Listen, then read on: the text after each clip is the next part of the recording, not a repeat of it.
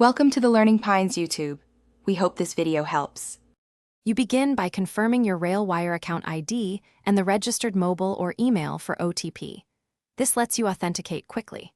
Next, plug the ISP cable into the modem WAN port and power it on, since a live physical link is required before any configuration. Once done, you need the router or modem login IP, username, and password to access settings. Without them, you cannot enter pppoe/static details. Make sure LEDs show link so you don't troubleshoot prematurely. You log into the modem web UI using the router IP and your admin credentials, because that's where connection parameters live.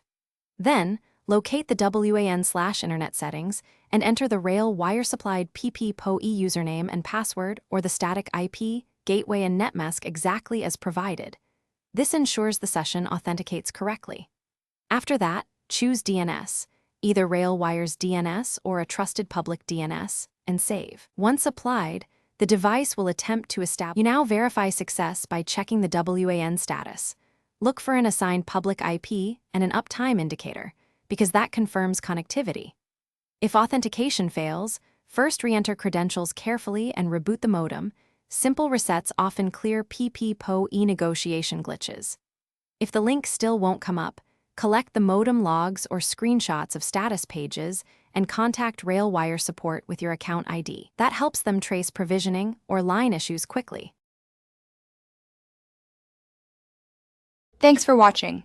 Consider subscribing if we helped you.